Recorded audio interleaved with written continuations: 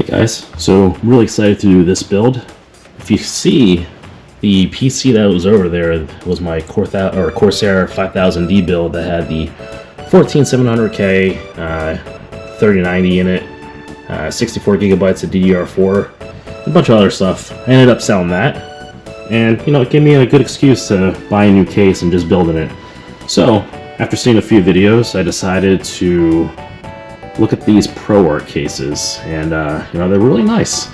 It's very sleek, very professional looking, and not intended to be RGB based. But yeah, the build is going to be based around this ProArt case. And then I have a few other items here.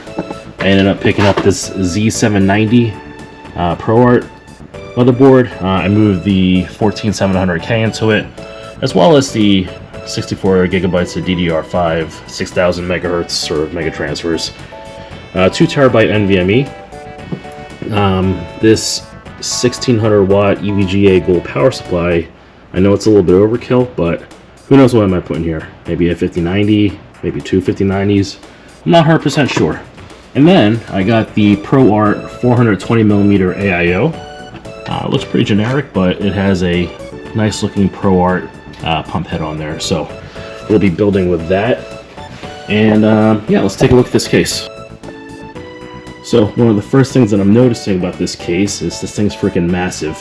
I believe it is nearly 40 pounds by itself, and I need to step on this stool over here to get on the top here, but it's got some pretty nice I/O. You can see here it has a fan control for the two 200mm fans that are in the front grill over here. It's got two USB 2.0s, Type-C, and two 3.0s, so that's a lot. And the other thing that was kind of nifty was it's got this lock button, basically so no one accidentally turns off the PC while you're using it. So looking at the front over here, again, very big, but it has a latch over here. You can see my finger right here, it's pushing in, and it pops open. Let's take a look. And taking a look in here, there's lots of room for activities. Let's turn on this light over here. You can see the two 200mm fans. Very nice. And it also comes with a 140mm fan as well. I believe I can take off the top over here just to drop the AIO in as well. And it comes with this pre-built GPU sag bracket. You can see the screw here, you can lift it up and down, you know, depending on what you need.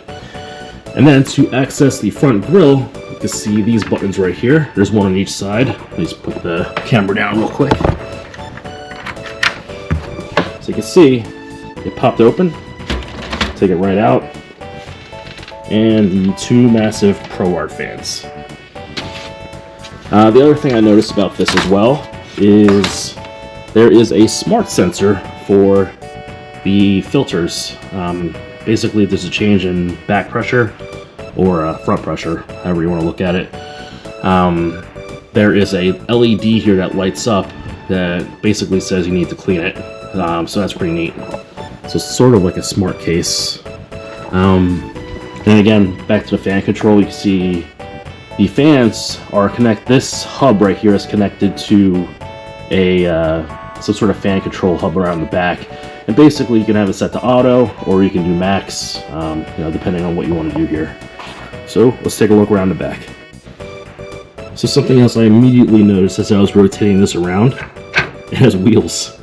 I think you can tilt this up and wheel it around if you need to move it around for whatever reason. But yeah, I think it's because this PC could probably weigh close to 50-60 pounds if you have a lot of hardware in here, even more if you do water cooling.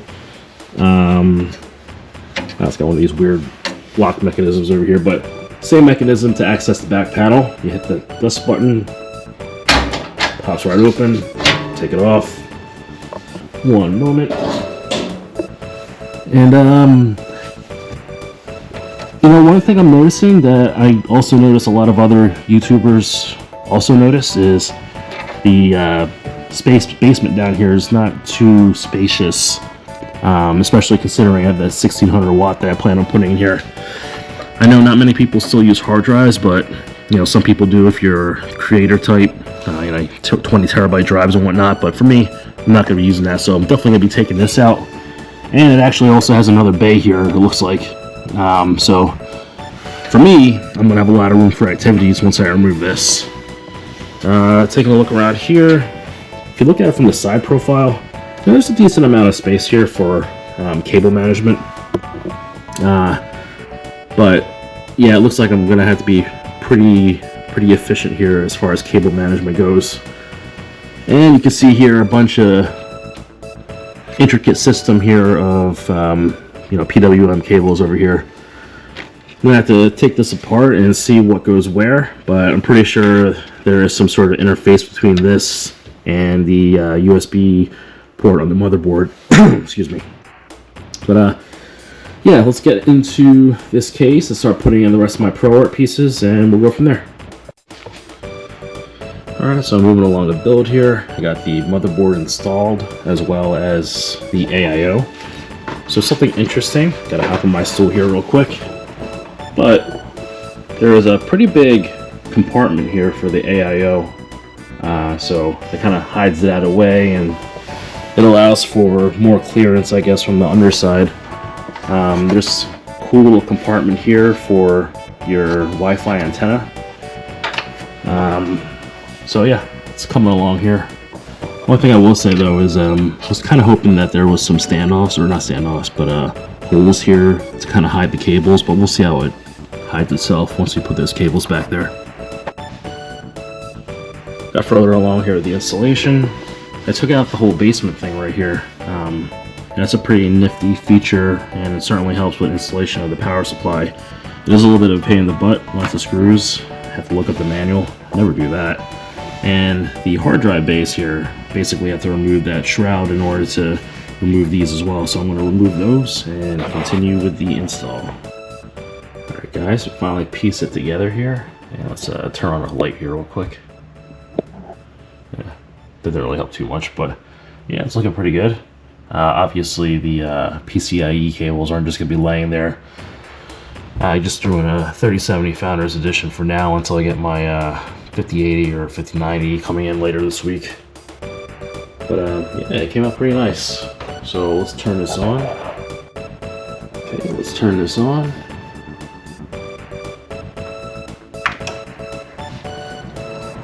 Ooh. Those are some massive fans. Alright, let's boot it up.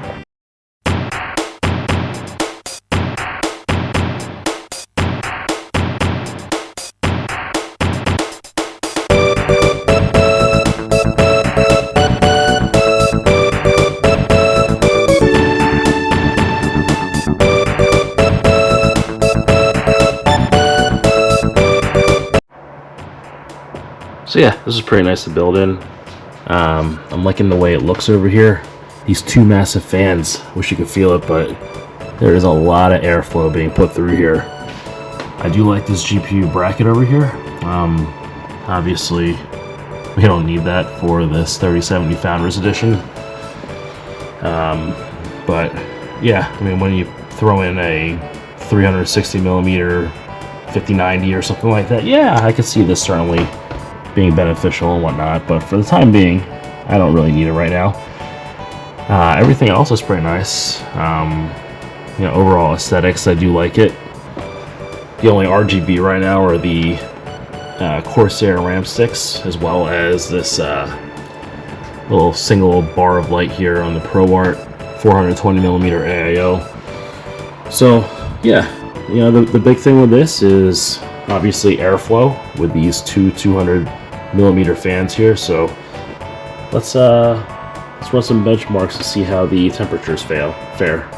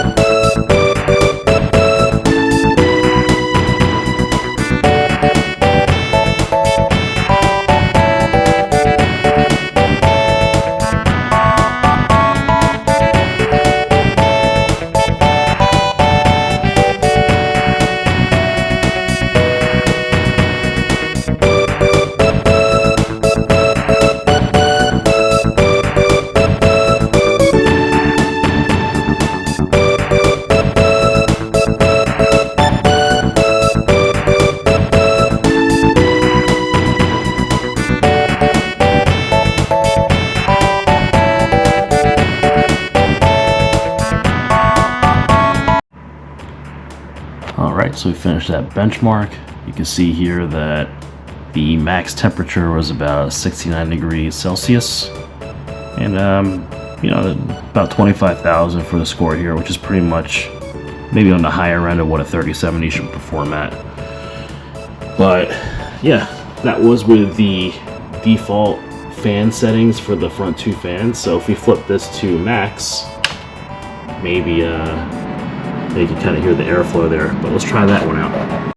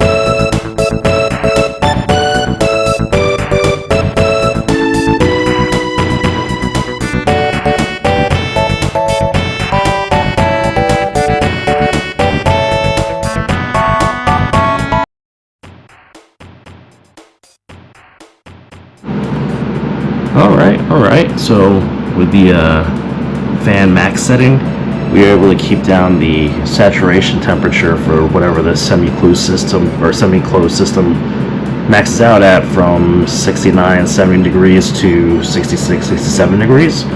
So the increased fan flow certainly helps.